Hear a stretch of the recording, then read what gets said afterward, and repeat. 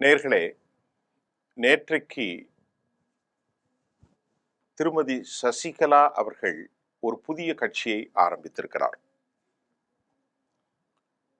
இந்த கட்சியினூடாக என்ன நடக்கப் போகிறது, தமிழ்நாட்டுடைய அரசியல் நிலவரங்கள் என்ன? நேற்றவர் செல்வி ஜெயலலிதாவின் 78வது பிறந்தநாள் விழாவில் குறிப்பாக ராமநாதபுரம் மாவட்டம் கழுமலை அந்த பகுதியில பசும்பொன் முத்துராமலிங்க தேவர் பெயரிலே இருக்கிற ஒரு பெரும் அரங்கத்தில் பல்லாயிரக்கணக்கானவர்கள் கூடியிருந்த நிகழ்ச்சியில் உடனடியாக கட்சி கொடியை அறிமுகப்படுத்தி அவர் பேசினார். அந்த பேச்சில் தான் 5 ஆண்டுகளுக்கு மேல் என் வாழ்க்கையில் 9 ஆண்டுகள் பொறுமையோடு இருந்தேன். அந்த பொறுமைக்கு ஒரு எல்லை உண்டு. என்னை எனது அன்பு சகோதரி அக்கா இறந்த பின்பு நான் பொறுப்பாளர்களாக நியமித்தவர்களை ஆட்சியில அமர்த்திவிட்டு இந்த ஆட்சி ஒருபோதும் கலைந்துவிடக்கூடாது என்பதற்காகவே தாமதித்தேன்.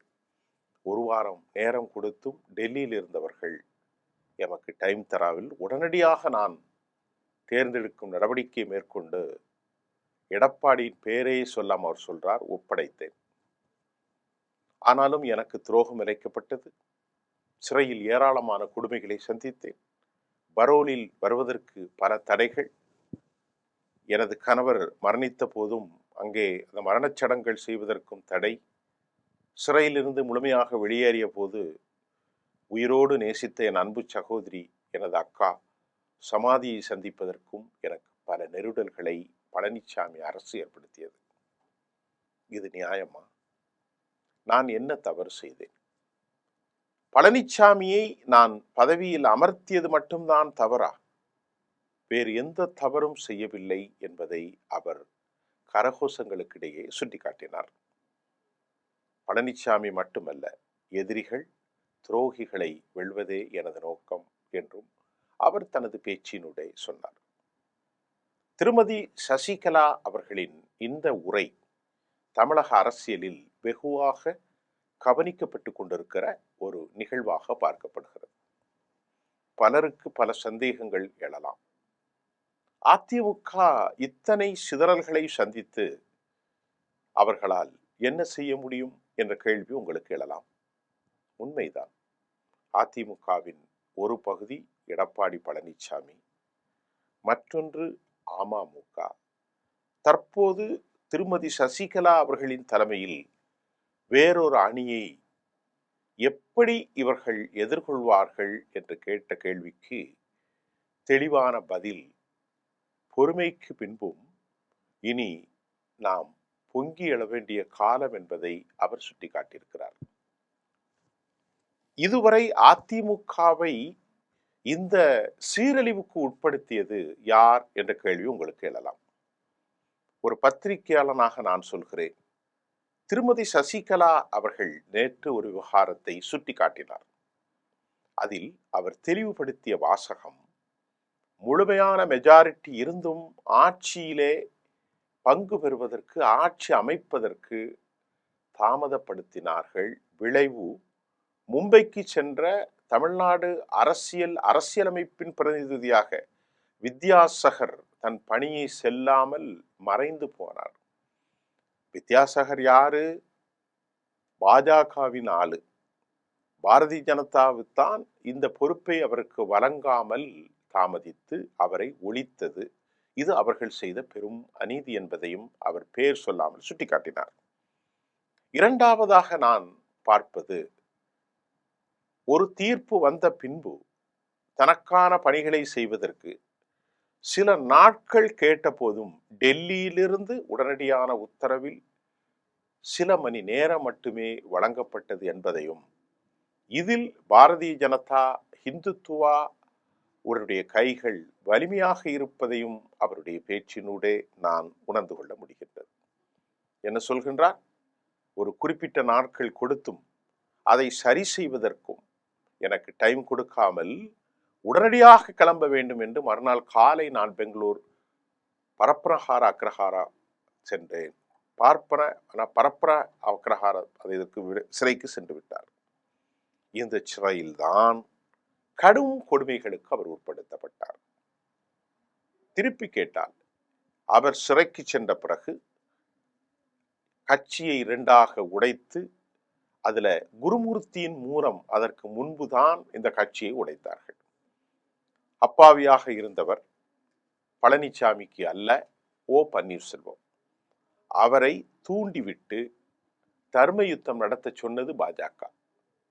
இந்த கட்சியை அழிக்க வேண்டும் என்று நினைப்பது பாரதிய ஜனதா. விளைவு என்ன? ஓபிஎஸ்ஐ தூண்டிவிட்டு தர்ம யுத்தம் நடத்த சொன்னார்கள்.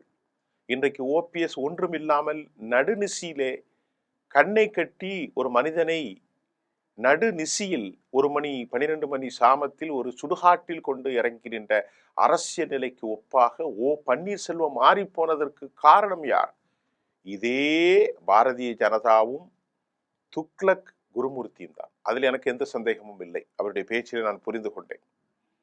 திருமதி சசிகலா அவர்கள் அதிமுகவின் பொறுப்பில் இருக்கக்கூடாது என்ற சதியை செய்தது சனாதன கும்பல்கள் தான். திருமதி சசிகலா அவர்கள் கட்சியில் வந்து கட்சியை ஒருமைப்படுத்திவிட்டால் அது மிகப்பெரிய தாக்கத்தை தமிழ்நாட்டில் மீண்டும் ஒரு 50 ஆண்டு கால வளர்ச்சிக்கு கொண்டு சென்றுவிடும். ஆகவே கரிஸ்மா இல்லாத, தலைமை இல்லாத கட்சியை கொண்டு வருவதற்குத்தான் டெல்லியின் ஆட்சியாளர்கள் முயற்சி செய்தார்கள்.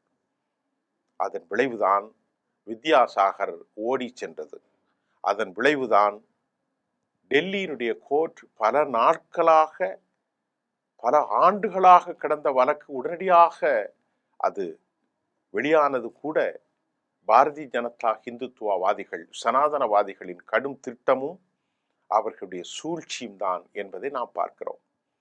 இத்தனை தசாப்தங்களாக மையப்படுத்தி வைத்திருந்த ஒரு வழக்கை சசிகலா அவர்கள் முதலமைச்சராவதற்கான நடவடிக்கை துவங்கியவுடன் தீர்ப்பை வந்தது என்றால் இந்திய நாட்டினுடைய ஒரு விவகாரத்தையும் நான் கேள்வி எழுப்ப வேண்டியதான் இருக்கின்றது. இதையெல்லாம் தவிர்த்து அதிமுக ஒரு வலிமையான இயக்கமாக வந்துவிடக் கூடாது. அப்படி வந்தால் தமிழ்நாட்டில் கால் பதிப்பதற்கு சங்கடங்கள் என்பதை நன்குணர்ந்த பாஜக கையில் எடுத்த பெரும் ஆயுதங்கள் தான் ஓபிஎஸ், இபிஎஸ், அவர்களுக்குள் இரக்கம், உடைத்து விடுவது. இதையெல்லாம் அவர்கள் செய்த சதியின் ஒரு விதக்கத்தான். இந்த விளைவில் நன்றி கெட்டத்தனமாக மாறியிருக்கிறார் என்பதை நேற்று சுட்டி காட்டப்பட்டது. அவர் பெயரை கூட இவர் சொல்ல மறுத்துவிட்டார். ஏனென்றால் நல்லவர்களின் பெயரை சொல்லலாம், இவருடைய பெயரை நான் சொல்ல தயங்கப்பட்டேன். ஆனால் இன்றைக்கு சிறையில் ஜோடிக்கப்பட்ட வழக்குகளில், தள்ளப்பட்ட வழக்குகளில் மிக முக்கியமாக ஒன்றை சொன்னார். நான் அரசின் எந்த பதவிகளிலும் இல்லை.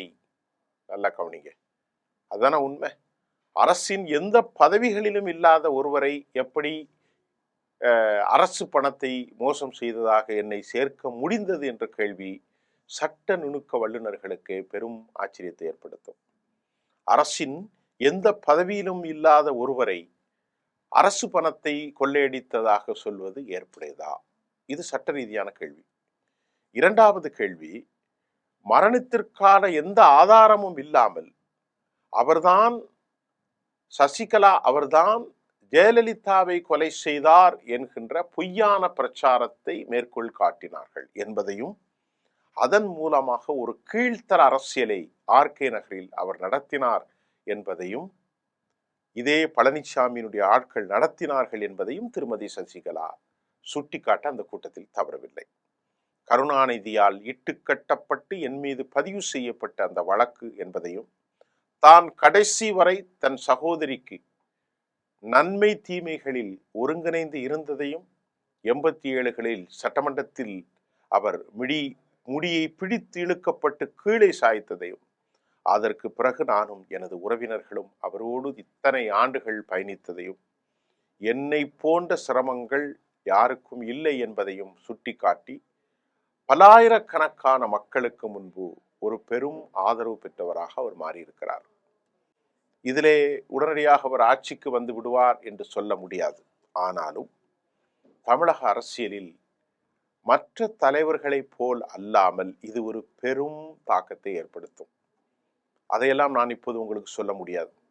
இதுவரை சசிகலா அவர்களை பற்றி பேசாமல் மௌனித்த டிடிவி தினகரன் முதன்முறையாக அவர் இட்லி சாம்பார் என்றெல்லாம் பேச ஆரம்பித்திருக்கிறார்.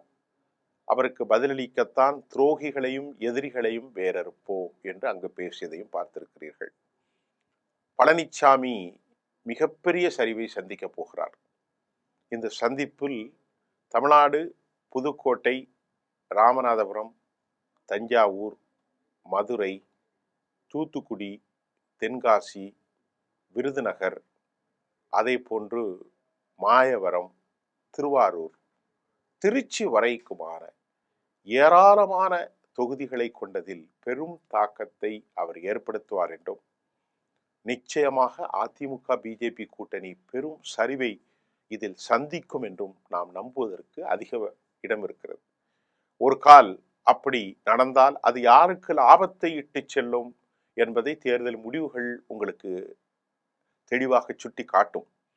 இதுவரை திருமதி சசிகலா தனது கட்சிக்கு பேர் அறிவிக்கப்படவில்லை. அடுத்த கட்ட நடவடிக்கைகள் எதுவும் அறிவிக்கப்படாத நேரத்தில் பசும்பொன் முத்துராமலிங்க தேவர் மைதானத்தில் தனது கட்சி கொடியை மட்டும் அறிமுகம் செய்து 9 ஆண்டுகளாக தான் சந்தித்த வேதனைகளையும், மற்றவர்களை பற்றியெல்லாம் அவர் பேசவும் இல்லை, அது அவருக்கு தேவையும் இல்லை. தான் உயிரோடு தியாகம் செய்த அந்த கட்சியில் தனக்கு இழைக்கப்பட்ட அநீதிகளை மட்டும்தான் அவர் பேசினார். எடப்பாடியை பற்றி பேசினார், அதே போன்று ஓபிஎஸ்ஐ பற்றி பேசினார், செல்வி ஜெயலலிதாவை பற்றியும் பேசினார். தனக்கு இழைக்கப்பட்ட மத்திய அரசின் கொடுமைகளை பற்றியும் அவர் சுட்டிக்காட்ட தவறவில்லை. துரோகம், எதிரிகள், வஞ்சனம் அனைத்தையும் சுட்டி காட்டியிருக்கிறார். உண்மையிலே இது ஒரு பெரும் தாக்கத்தை ஏற்படுத்தும். இந்த பரப்புரை தேர்தலுக்கு பின்பு வந்த முடிவுகளில் பெரும் பகுதியில் அதன் முடிவுகள் பெரிய அளவில் எதிரொலிக்கும் என்பதை முதற்கட்டமாக நான் பதிவு செய்துகிறேன். மீண்டும் அடுத்தடுத்த செய்திகளோடு உங்களை சந்திக்கின்றேன். நன்றி.